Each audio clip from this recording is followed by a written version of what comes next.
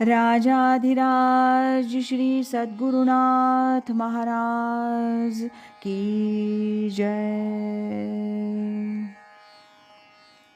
तीर्थस्वरूप परमपूज्य श्री रामराय गोविंद केळकर तथा श्री दासराम महाराज यांच्या वचनांवर आधारित श्री दादांचेच अंतरंग सत्शिष्य न गोखले यांनी लिहिलेल्या नित्य नवा दिस जागृतीचा या ग्रंथातील आज ऐकूया 30 मार्च या दिवशीचं चिंतन।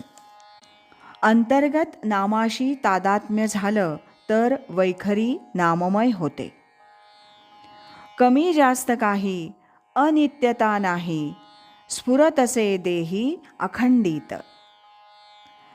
परमपूज्य मामांचा रामपाठ। नामाचं अंतर्गत स्वरूप या 2 चरणात परमपूज्य मामांनी दाखवून दिलेलं आहे। प्राणाची गती, श्वासाची गती आणि मनाची गती या सम झाल्या की हे अंतर्गत दिव्य नाम हाताशी येतं। 4ही वाचांमधून मग हे नाम चालतं।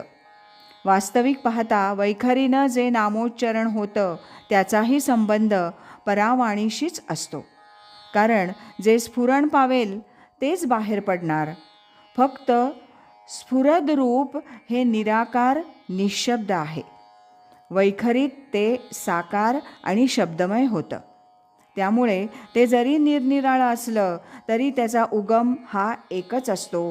हे एकदा गुरुकृपेनं समजलं तर मग नाम वैखरीनं घेऊ का, कोणत्या वाणीनं घेऊ हा प्रश्नच येणार नाही। जे आत असेल तेच बाहेर पडलं ही गोष्ट खरी।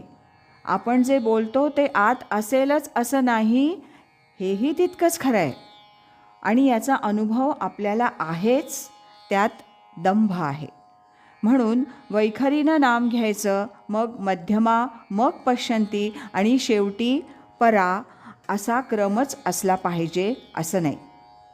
याचं कारण असं की नामाचा संबंध स्मरणाशी आहे आणि स्मरण हे वैखरीनं होत नाही, ते आत आहे।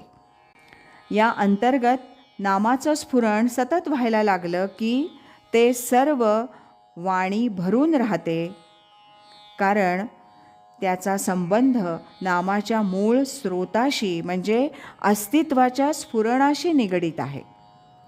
ते जाणीव स्वरूप असल्यामुळे ते अर्थातच शरीरभर पसरतं आणि मग दुसरा ध्वनी वैखरीतून काय किंवा मध्यमा परा पश्यंतीतून काय उमटू शकत नाही किंवा ऐकायलाही येत नाही। त्यामुळे अखंडत्वानं स्फुरण पावणाऱ्या या सोहम नामाशी एकरूपता झाली की मग इतर शब्दांची गरज राहतच नाही, सर्वत्र नामाचाच साक्षात्कार होत राहतो। हे सर्व सद्गुरूंनी दिलेल्या सबीज नामाच्या साधनेत आणि गुरुकृपेनं साध्य होऊ शकतं। राजाधिराज श्री सद्गुरुनाथ महाराज की जय।